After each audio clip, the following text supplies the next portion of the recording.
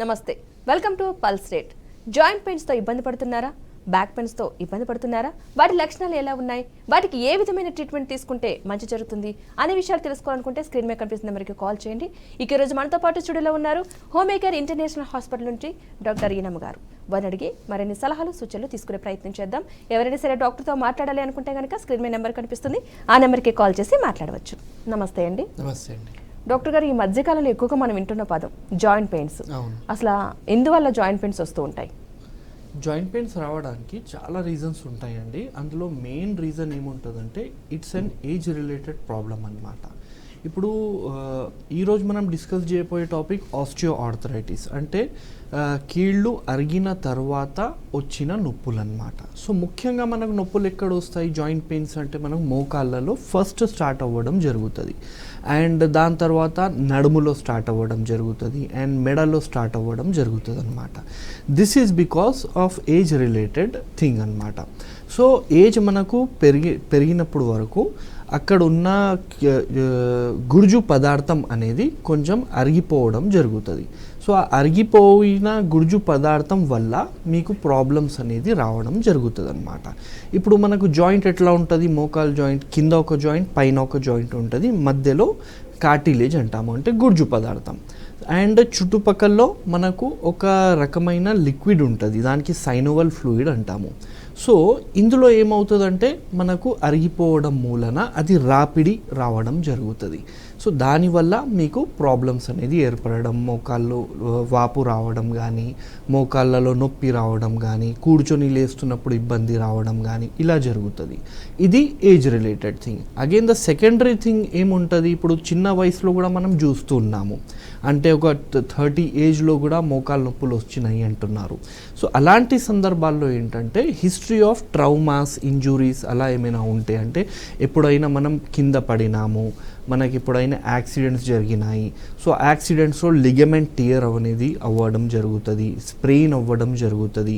So అది కరెక్ట్గా heal అవ్వదు, మళ్ళీ కొన్ని సంవత్సరాల తర్వాత డీజనరేషన్ స్టార్ట్ అవ్వడం జరుగుతుంది. So there are multiple reasons. Mainly ఏంటంటే అరిగిపోవడం, ఏదైనా దెబ్బలు తగలడం, అండ్ మీరు చేసే పనులు అన్నమాట. అంటే ఫర్ ఎగ్జాంపుల్ మీరు కింద కూర్చొని పని చేసే అలవాటు ఉంది స్క్వాటరింగ్ పొజిషన్లో.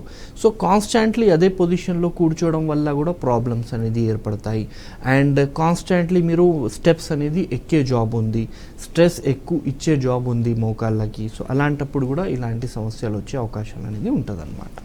అంటే డాక్టర్ గారు, దాని లక్షణాలు గుర్తించడం ఎలా?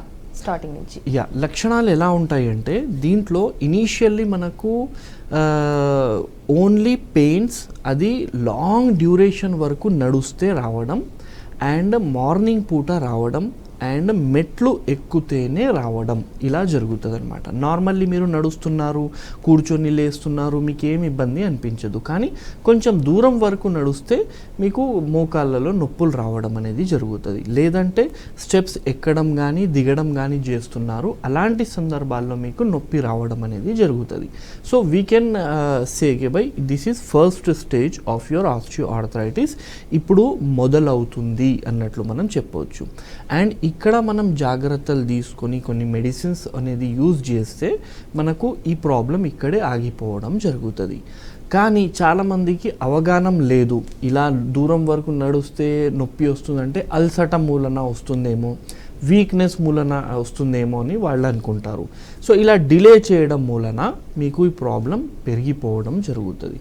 ఇప్పుడు ఏంటంటే కొంచెం దూరం నడుస్తే కూడా ఇబ్బంది అనిపించడం, కూర్చొని లేస్తున్నప్పుడు కూడా ఇబ్బంది అనిపించడం. కొంతమందికి ఎలా ఉంటుంది, కూర్చొని లేస్తున్నప్పుడు మాత్రమే నొప్పి ఉంటుంది, మళ్ళీ కొన్ని స్టెప్స్ వేశారనుకోండి, 10-15 స్టెప్స్ వేస్తే మళ్ళీ వాళ్ళు మంచిగా నడవగలుగుతారు. సో ఇలా కొంతమందికి ఉంటుంది. కొంతమందికి ఏంటంటే కొంచెం నడిచినా కూడా వాళ్ళకి ఇబ్బంది అనిపించడం, నిలబడితే మోకాల్లో నొప్పులు రావడం, కూర్చుంటేనే మంచిగా అనిపించడం, వాకింగ్ చేస్తున్నప్పుడు నొప్పులు రావడం, అండ్ పొడిచినట్టు నొప్పి అనేది అనిపించడం, మోకాళ్ళ నుంచి సౌండ్స్ రావడం, శబ్దం అనేది రావడం అనేది కూడా జరుగుతూ ఉంటుంది. చాలా పెరిగిపోయింది అనుకోండి, ఇక్కడ కూడా మనం ట్రీట్మెంట్ తీసుకోలేదు. అలాంటి సందర్భాల్లో ఏంటంటే మోకాళ్ళలో మీకు వాపులు అనేది కూడా రావడం జరుగుతూ ఉంటుంది. అండ్ వాపులు వచ్చేసి మీ మోకాళ్ళలో ఒక సైడ్ అనేది ఎక్కువ అరగడం, ఒక సైడ్ తక్కువ అరగడం జరుగుతుంది. అంటే ఏ సైడ్ ఎక్కువ బరువు పడుతుంది అది ఎక్కువ అరుగుతుంది. అలాంటప్పుడు మీ కాళ్ళు అనేది కొంచెం బెండ్ అయిపోవడం జరుగుతుంది అనమాట. మోకాళ్ళు బయటికి రావడం జరుగుతాయి, లేదంటే మోకాళ్ళు లోపలికి రావడం జరుగుతుంది. నడుస్తున్నప్పుడు మోకాలు ఇలా తగలడం, లేదంటే నడుస్తున్నప్పుడు మొత్తం మోకాళ్ళు బయటికి కనిపించడం, ఇలా వారస్ అండ్ వెల్గస్ అంటాము ఈ ప్రాబ్లమ్ని. అలా అయ్యే అవకాశాలు ఉంటుంది. ఇంకా ఇంత పెయిన్ఫుల్ కండిషన్ రావచ్చు అంటే మీరు పండుకున్నారు మంచంలో, ఇటు నుంచి అటు కదులుతున్నారు. ఆ కదులుతున్నప్పుడు మోకాలుకి మోకాలు తగిలినా కూడా మీకు విపరీతంగా నొప్పి రావడం జరుగుతుంది. సో ఈ స్టేజ్ వరకు కూడా వెళ్తుంది అనమాట. సో ఈ స్టేజ్ వరకు వెళ్ళకూడదు అంటే ఇనీషియల్ లక్షణాలే మనం గుర్తు చేసుకొని కొన్ని జాగ్రత్తలు తీసుకోవాలి. హోమియోపతిలో చాలా మంచి మెడికేషన్స్ ఉన్నాయి. ఆస్టియోఆర్థరైటిస్ కానీ, రుమాటెడ్ ఆర్థరైటిస్ కానీ, గౌటీ ఆర్థరైటిస్ కానీ, ఎనీ కైండ్ ఆఫ్ ఆర్థరైటిస్కి హోమియోపతిలో చాలా మంచి మెడికేషన్స్ ఉన్నాయి. అండ్ స్పాండలోసిస్కి అంటే మెడ నొప్పి ఉండడం, నడుము నొప్పి ఉండడం, సో ఎలాంటి నొప్పి ఉన్నా కూడా homeopathy work miraculously in it అనమాట. అప్పటికప్పుడు నొప్పి తగ్గించడం మీద మనం ఎక్కువగా స్ట్రెస్ ఇవ్వకుండా దీనికి శాశ్వతంగా పరిష్కారం అనేది చేయడానికి హోమియోపతి అనేది పనికొస్తుంది అనమాట. సో హోమియోపతిలో బేసిక్ రీజన్ ఏంది, ఆ రీజన్కి పట్టుకొని మనం మెడికేషన్స్ ఇవ్వడం జరుగుతుంది. సో దాని నుంచి పర్మనెంట్ సొల్యూషన్ రావడం జరుగుతుంది అనమాట. అంటే చాలా మందికి కొన్ని అనుమానాలు ఉంటాయండి. ఈ హోమియోపతికి సంబంధించి మెడిసిన్ లైఫ్ లాంగ్ వాడాల్సి వస్తుందా, లేదంటే మధ్యలో ఆగిపోతుందా, ఆపేయచ్చా అని ఒక డౌట్ అయితే వస్తుంది. సి ఏ మెడిసిన్ కూడా లైఫ్ లాంగ్ మీరు వాడాల్సిన అవసరం వస్తుంది అంటే మీకు క్యూర్ దొరకట్లేదు అని అర్థం. ఒకవేళ క్యూర్ ఉంది అంటే అది లైఫ్ లాంగ్ వాడాల్సిన అవసరం రాదు.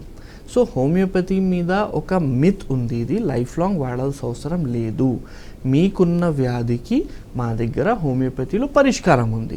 సో ఆ పరిష్కారం వచ్చినప్పుడు వరకు వాడాలి, దాని తర్వాత మానేయాలి. ఇప్పుడు ఎన్ని సంవత్సరాల వరకు వాడాలి, ఎంతసేపు వరకు వాడాలి అంటే మీ డిసీజ్ ఏముంది దాన్ని బట్టి మనం డిసైడ్ చేస్తామన్నమాట.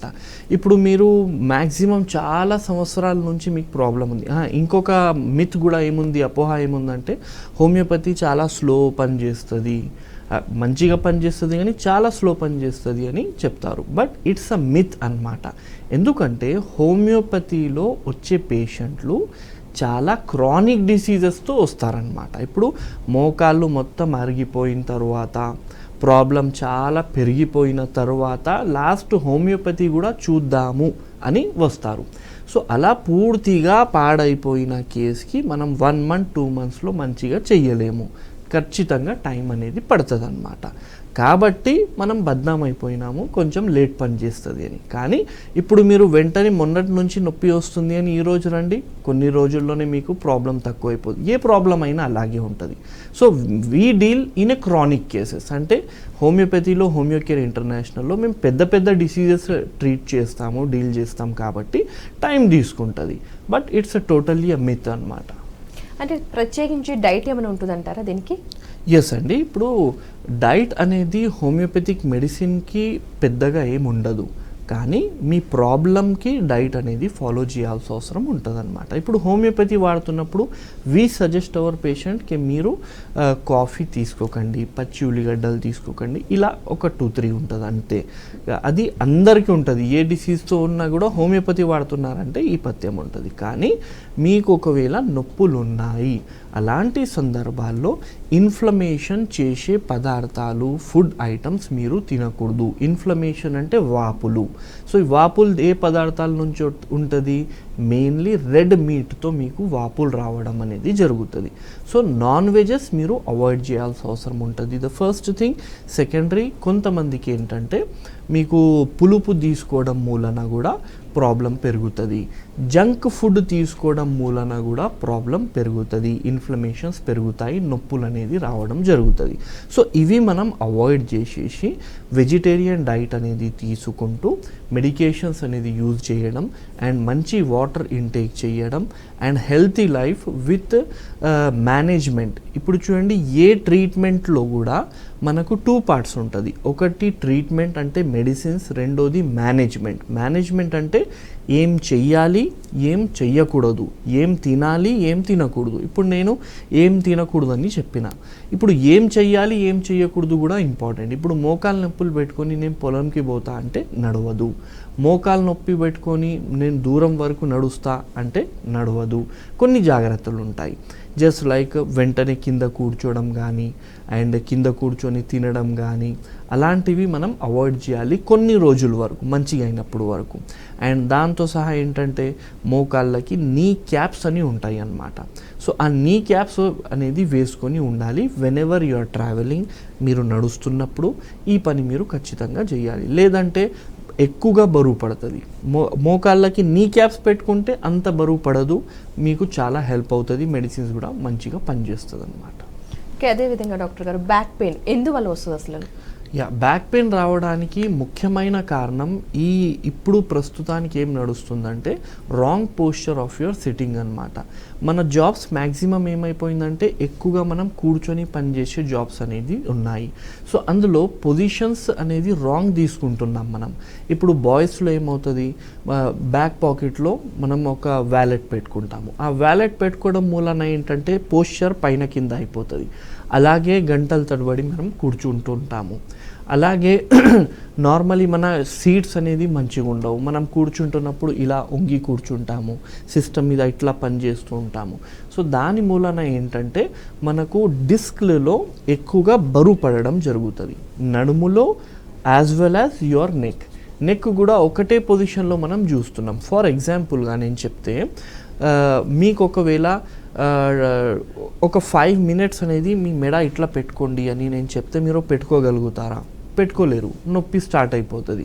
కానీ రాత్రిపూట మనం పండుకుంటున్నప్పుడు పెద్ద పెద్ద మెత్తలు వాడతాము. ఆ పెద్ద మెత్తలు వాడడం వల్ల కంటిన్యూస్లీ మీ మెడ అనేది కొంచెం బెండ్ అయ్యి ఉంటుంది. దాని మూలన మనకు ఈ ప్రాబ్లమ్స్ రావడం జరుగుతుంది. సెకండ్ ఏంటంటే మన మొబైల్ ఫోన్స్. ఇప్పుడు మొబైల్ ఫోన్స్ అనేది గంటల తడబడి మనం చూస్తూనే ఉంటాము. దాంట్లో మూవీస్ కానీ ఎనీథింగ్ వీఆర్ బ్రౌజింగ్, రీల్స్ చూస్తూ ఉంటాము. సో దానివల్ల ఏమవుతుందంటే మనకు మెడలో ప్రాబ్లమ్ స్టార్ట్ అవ్వడం జరుగుతూ ఉంటుంది. ఇప్పుడు పోతున్నాము, వెనుక నుంచి ఎవరైనా సడన్లీ మనకు తోసేశారు. అలాంటప్పుడు hyper extension and hyper flexion అవుతుంది. అంటే సడన్లీ మన మెడ ఇట్లా వెళ్ళిపోవడం జరుగుతుంది. దానివల్ల డిస్క్ అనేది ప్రాబ్లంలో రావడం జరుగుతుంది. అంటే ఒత్తిడి దాని మీద ఎక్కువ పడుతుంది అండ్ ఆ ఒత్తిడి ఎక్కువ పడడం వల్ల మన డిస్క్ ఉబ్బిపోవడం జరుగుతుంది. డిస్క్ ఎలా ఉంటుంది, మనకు స్పాంజ్ లాగా ఉంటుంది. అది స్పాంజ్ ఎట్లా ఉంటుంది, మీకు ప్రెస్ చేస్తే ప్రెస్ అవుతుంది, వదిలేస్తే మళ్ళీ నార్మల్ పొజిషన్లో వస్తుంది. డిస్క్ కూడా అలాగే ఉంటుంది. కానీ దాని మీద ఎక్కువ ఒత్తిడి వేసినాం అనుకోండి, నార్మల్ పొజిషన్లో రాలేకపోతుంది, అది అలాగే ఉండిపోతుంది. అండ్ దాని మూలన అక్కడి నుంచి బయటికి వస్తున్న నరాలు ప్రెస్ అయిపోవడం జరుగుతుంది. ఆ ప్రెస్ అవ్వడం వల్ల ఆ నరాలు ఎక్కడెక్కడ వరకు పోతున్నాయి, అక్కడక్కడ వరకు నొప్పులు ఉంటాయి. ఫర్ ఎగ్జాంపుల్, ఇక్కడ నరం ప్రెస్ అయిందంటే మీకు మెడ నొప్పితో సహా మీకు భుజాలు నొస్తాయి. భుజాల్లో నొప్పి రావడం, కొంచెం గుంజినట్టు అనిపించడం, చేతుల్లో నొప్పులు రావడం, చేతుల్లో తిమ్మిర్లు రావడం, చేతులు అనేది మెల్లగా ఇట్లా ఇట్లా అయిపోతాయి కొంతమందికి. ఆ ప్రాబ్లం అనేది ఏర్పడడం, అరిచేతుల్లో మంటలు రావడం, కొంచెం కూర్చొని లేస్తున్నప్పుడు కళ్ళు తిప్పినట్టు అనిపించడం. సో ఇలా డిఫరెంట్ టైప్ ఆఫ్ లక్షణాలు వాళ్ళకి కనబడుతుంది. అదే మనకు బ్యాక్లో ఏంటంటే రాంగ్ పోస్చర్లో కూర్చుంటున్నాము, బరువు లేపే మనకు అలవాట లేదు, సడన్లీ బయటికి వెళ్తున్నామని పెద్ద బ్యాగులు లేపినాము. సో అది కూడా రాంగ్ పోస్చర్లో లేపినాము. ఎప్పుడు బరువు లేపినా మనం వంగి ముందుకి డైరెక్ట్లీ వంగి తీసుకోకూడదు, కూర్చొని దానికి పట్టుకొని లేవ్వాలన్నమాట. ఇప్పుడు ఒలింపిక్స్లో మీరు వెయిట్ లిఫ్టర్స్ చూసారా, వాళ్ళు వంగి తీసుకుంటారా లేదంటే కూర్చొని లిఫ్ట్ చేస్తారు? వంగి చేయరు, కూర్చొని లిఫ్ట్ చేస్తారు. That is the right posture. మనం ఎక్కువగా అలా సడన్లీ వెయిట్ లిఫ్ట్ చేయడం మూలాన ఏమవుతుందంటే మనకు డిస్క్ మీద ఇబ్బంది వచ్చేసి మళ్ళీ సేమ్ ప్రాబ్లం, బ్యాక్ పెయిన్ రావడం, నడుము నొప్పి రావడం, వంగలేకపోవడం, స్టిఫ్నెస్ అనిపిస్తుంది. అండ్ దాని నుంచి మన కాళ్ళలో మెల్లగా ప్రాబ్లం రావడం, కాళ్ళు లాగడం, కాళ్ళల్లో తిమ్మిర్లు రావడం, అరికాళ్ళల్లో మంటలు రావడం, మనం నడుస్తున్నప్పుడు మన చెప్పులు ఎప్పుడు వెళ్ళిపోతాయి మనకు తెలియకపోవడం, అండ్ పిక్కలు పట్టుకోవడం.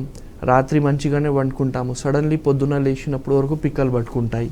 సో ఇవన్నీ దానివల్ల ఉంటుంది. ఓకే డాక్టర్ గారు, ఒక కాలర్ తీసుకుందాం. ఏలూరు నుంచి అజయ్ కుమార్. అజయ్ కుమార్ గారు నమస్తే అండి. డాక్టర్ గారు ఉన్నారు, మాట్లాడండి. హలో చెప్పండమ్మా. ఏమండి చెప్పండమ్మా. మన ఫీవర్ వచ్చిందండి 10 రోజుల క్రితం. జ్వరం వచ్చి ఓకే. తగ్గిందండి, కానీ గమ్మున నిలబడలేకపోతుంది. జాయింట్ పెయిన్స్ మోకాల కింద జాయింట్ పెయిన్స్ వస్తుంది. ఓకే ఓకే ఓకే రైట్ అండి. ఈ మధ్యకాలంలో ఇది చాలా కామన్ అయిపోయిందండి. వైరల్ ఫీవర్స్ వస్తున్నాయి. వైరల్ ఫీవర్స్ తర్వాత జాయింట్ పెయిన్స్ మొదలవ్వడం జరుగుతుంది చాలామందికి. వైరల్ ఆర్థరైటిస్ అంటాం దానికి. అండ్ అది తక్కువ చేయడానికి చాలా అంటే చాలా కష్టం అవుతుంది అనమాట డాక్టర్స్కి. సో దానికి మనం మెడికేషన్స్ అనేది రెగ్యులర్ బేసిస్ మీదనే వేసుకోవాలి. అది మీ చేతిలో ఏమీ లేదు. మీరు మంచి లైఫ్ స్టైల్, మంచి డైట్ మాత్రమే యూస్ చేయాల్సిన అవసరం ఉంటుంది. Rest doctors will do their work. మీకు 5 days 10 days కాకుండా కొంచెం ఎక్కువ టైం పడుతుంది దానికి తక్కువ అవడానికి. కొంచెం ఎక్కువ రోజుల వరకు మందులు వాడాల్సిన అవసరం అనేది ఉంటుంది అనమాట. That is viral arthritis. కొన్ని రోజుల తర్వాత అవి తక్కువ అయిపోతాయి, లాంగ్ డ్యూరేషన్ వరకు ఉండవు. మీరు ఎక్కువగా వరి కావాల్సిన అవసరం అనేది లేదు అందులో. ఒకవేళ చాలా రోజులు 3 months 4 months అయిపోయింది అనుకోండి, అలాంటప్పుడు మళ్ళీ వేరేదైనా ఆర్థరైటిస్ ఉందా అన్నట్లు మనం ఇన్వెస్టిగేట్ చేసి దానికి మెడిసిన్స్ అనేది ఇవ్వచ్చు అనమాట. ఓకే డాక్టర్ గారు, మరొక కాలర్ తీసుకుందాం. భద్రాచలం నుంచి రమాదేవి. రమాదేవి గారు నమస్తే అండి. నమస్తే అండి, చెప్పండి అమ్మా రమాదేవి గారు. సార్ మా వారికి 45 years ఉంటాయండి. ఓకే. అయితే లెఫ్ట్ లెగ్ లో మోకాల దగ్గర వాపు చేసింది సార్. ఓకే. అయితే చూసిన తర్వాత డాక్టర్ దగ్గరికి వెళ్ళి తీసుకెళ్ళాను సార్. తీసుకెళ్తే మోకాల్లో నీరు పట్టిందని చెప్పారు. ఓకే. మెడిసిన్ రాశారు సార్. ఓకే. వాడంగానే ఏం క్యూర్ అవ్వలేదు సార్. నిల్చుంటే బాగా పెయిన్ వస్తుంది అంటున్నారు. సరే, బాగా నిల్చున్నా నడిచిన సరే అమ్మా. సార్ వాపు కూడా అలాగే ఉంటుంది. Okay fine. సో ఇది ఏంటంటే అండి, దీనికి ఇన్ఫెక్టివ్ ఆర్థరైటిస్ కానీ సెప్టిక్ ఆర్థరైటిస్ కానీ చెప్పొచ్చు అనమాట. ఏంటంటే ఇన్ఫెక్షన్ రావడం మూలన మీ మోకాళ్ళలో లోపల ఉన్న ఆయిల్ సైనోవల్ ఫ్లూయిడ్ కొంచెం పెరిగిపోవడం జరుగుతుంది. దాని మూలన కాళ్ళలో వాపులు రావడం, నొప్పి రావడం అనేది జరుగుతుంది. యూజువల్ ఏం చేస్తారు, ఇంజెక్షన్ ద్వారా ఆ ఆయిల్ని తీసేస్తారనమాట. కానీ కొంతమందికి అలా చేసిన తర్వాత కూడా పెద్దగా రిలీఫ్ అనేది ఉండదు. అందులో మనకు హోమియోపతి చాలా మంచిగా పనిచేయడం జరుగుతుంది. We do have very good medications. చాలా మంచి మెడికేషన్స్ ఉన్నాయి వాపుల కోసం, ఈ నీరు రావడం కోసం, అండ్ ఈ ఇన్ఫ్లమేషన్ కోసం. క్యాల్కేరియా ఫ్లోర్ అని, రెస్టాక్స్ అని చాలా మంచి medications we are having. And we treat our patients with genetic constitutional similimum medications. So మీ దగ్గరున్న హోమియోకేర్ ఇంటర్నేషనల్ క్లినిక్కి మీరు సంప్రదించండి. అక్కడ వెళ్ళి డాక్టర్తో కలవండి. అండ్ డెఫినెట్లీ ఈ కండిషన్ పూర్తిగా తక్కువ అయ్యేటట్లు మన దగ్గర మెడికేషన్స్ అనేది ఉన్నాయి అన్నమాట. ఓకే ఓకే డాక్టర్ గారు, చాలా మంది ఈ పెయిన్స్ కి సంబంధించి పెయిన్ కిల్లర్స్ మెడిసిన్ ఎక్కువగా వాడేస్తూ ఉంటారు. సో అలా వాడడం వల్ల ఎలాంటి ప్రాబ్లమ్స్ వస్తాయి అసలు?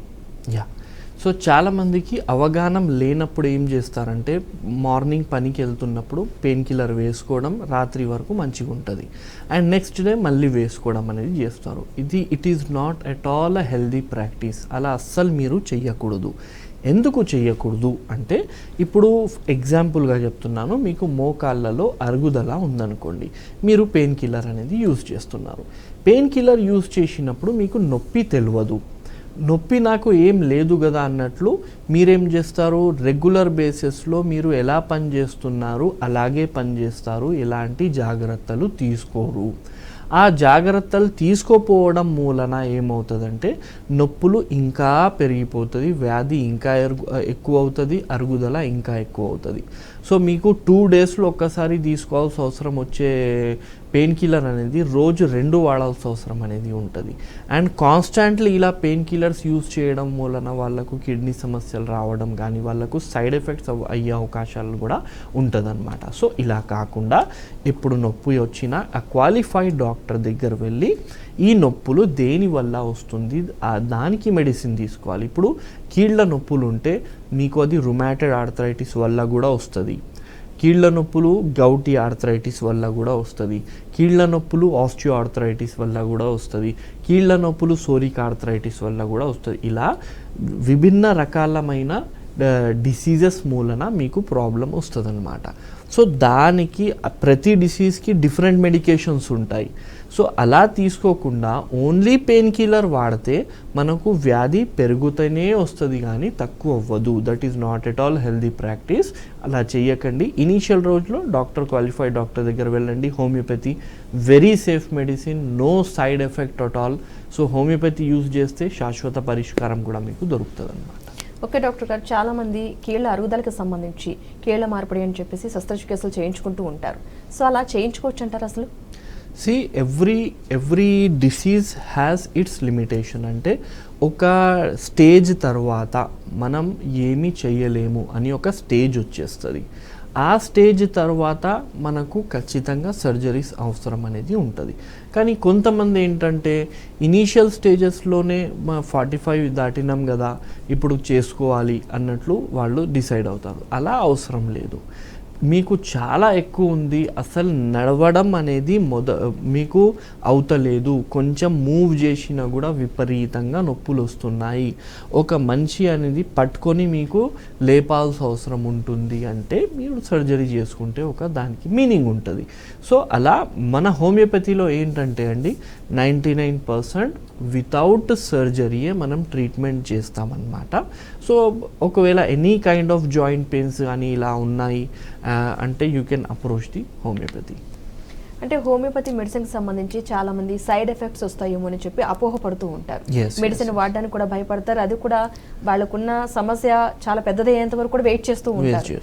సో అలా ఏమైనా ఉండే అవకాశం ఉందంటారా? నో అండి, homeopathy is perfectly a safe medicine. చాలామంది హోమియోపతి వైపు ఎందుకు వస్తున్నారంటే దీంట్లో మనకు ఎలాంటి సైడ్ ఎఫెక్ట్ ఉండదు అనే మన దగ్గర వస్తున్నారు. So no side effects and our medicines are safe with another medicines also. చాలామంది కొంచెం భయపడుతూ ఉంటారు, నేను ఆల్రెడీ షుగర్ మందులు వాడుతున్నాను, హోమియోపతి వాడొచ్చా లేదా, నేను థైరాయిడ్ మందులు వాడుతున్నాను, హోమియోపతి వాడొచ్చా లేదా, నాకు నొప్పులు చాలా ఉన్నాయి, సో ఆ మందులతో ఈ మందులు నేను వాడొచ్చా? డెఫినెట్లీ మీరు వాడచ్చు, ఎలాంటి సైడ్ ఎఫెక్ట్ రాదు.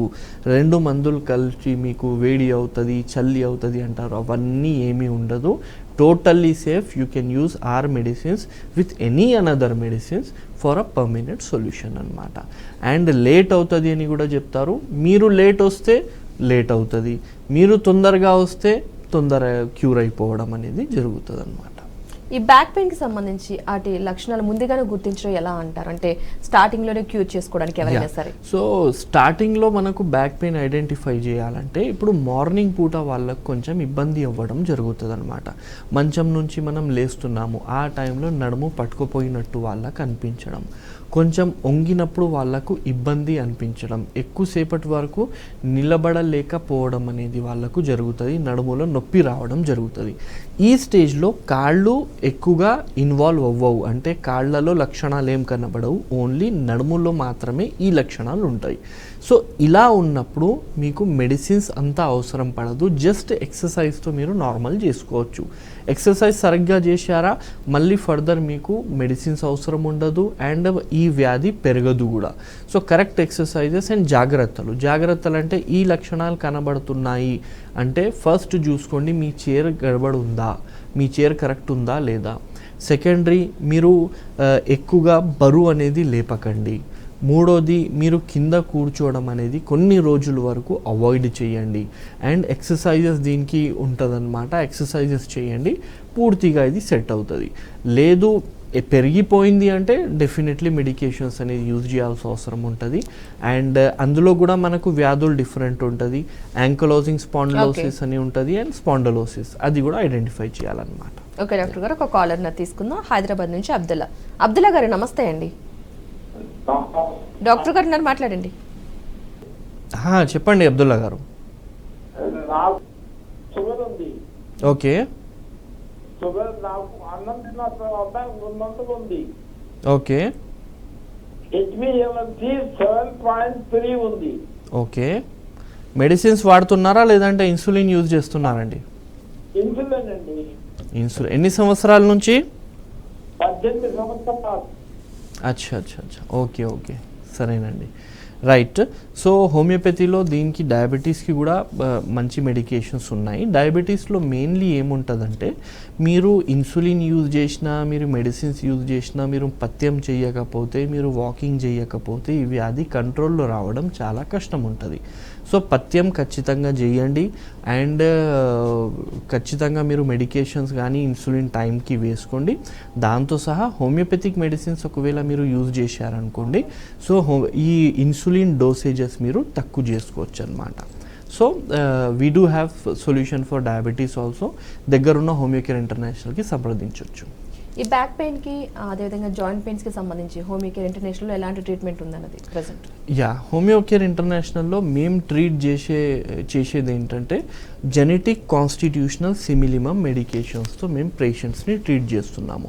2 రకాల ట్రీట్మెంట్ ఉంటుంది, ఒకటి స్పెసిఫిక్, ఒకటి కాన్స్టిట్యూషనల్. స్పెసిఫిక్తో ఇంప్రూవ్మెంట్ రావచ్చు కానీ పర్మనెంట్ ఉండకపోవచ్చు, కానీ కాన్స్టిట్యూషనల్ బేస్డ్ మెడిసిన్స్తో మీకు పూర్తిగా తక్కువైపోయే అవకాశం అనేది ఉంటుంది. And we treat with that medications అనమాట. And we do have very high success rates in Homeocare International. You can approach us. Okay doctor గారు, ఈరోజు మా స్టూడియోకి వచ్చి మా ప్రేక్షకులకి మంచి సూచనలు, సలహా ఇచ్చినందుకు thank you so much. Thank you అండి.